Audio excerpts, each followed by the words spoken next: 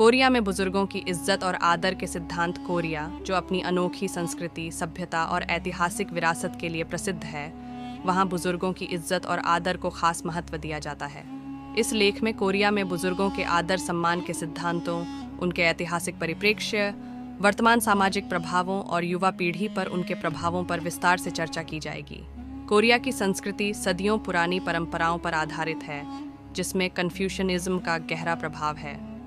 Confucianism, जो कोरियाई सामाजिक सिद्धांतों की नींव है, परिवार और बुजुर्गों के सम्मान को प्राथमिकता देता है। कन्फ्यूशनिज्म की शिक्षाएं। यह दर्शन सिखाता है कि माता-पिता, दादा-दादी और बुजुर्गों का सम्मान करना नैतिक कर्तव्य है।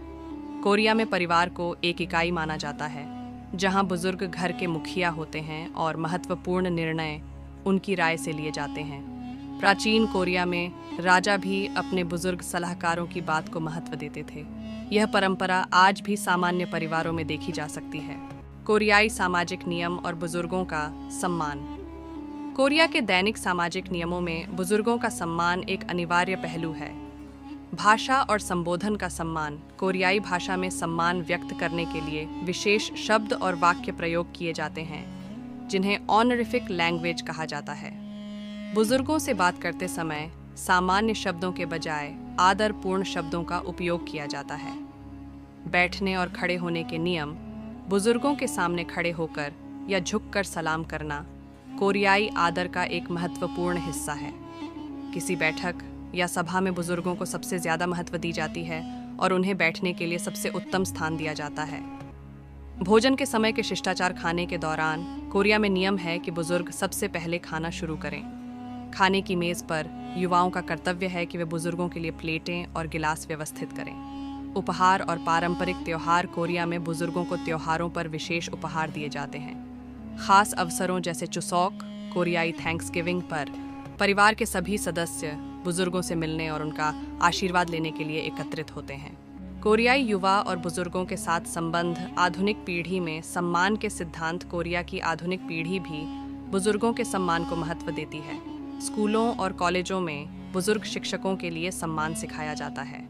युवा पीढ़ी बुजुर्गों के अनुभवों को सम्मान की दृष्टि से देखती है और उनसे सीखने की कोशिश करती है। बुजुर्गों के लिए सेवाएं। कोरिया में बुजुर्गों के लिए विशेष कार्यक्रम और सुविधाएं उपलब्ध हैं, जैसे बुजुर्गों के लिए अलग आवास, चिकित्सा सेवाएं और सामाजिक क्लब। युवा स्वयंसेवक बुजुर्गों के लिए सामुदायिक सेवाओं में भाग लेते हैं, जैसे उन्हें चिकित्सा जांच के लिए ले जाना या उनके लिए खरीदारी करना। कोरिया में बौद्ध धर्म और बुजुर्गों का सम्मान। कोरिया के बौद्ध धर्म की शिक्षाएं भी बुजुर्गों के सम्मान को बढ़ावा देती हैं। बौद्ध धर्म के दर्शन में बुजुर्गों की प्रार्थनाओं को बहुत महत्व दिया जाता है। कोरिया में ईसाई धर्म भी एक महत्वपूर्ण धर्म है, जो बुजुर्गों के साथ अच्छे व्यवहार की शिक्षा देता है।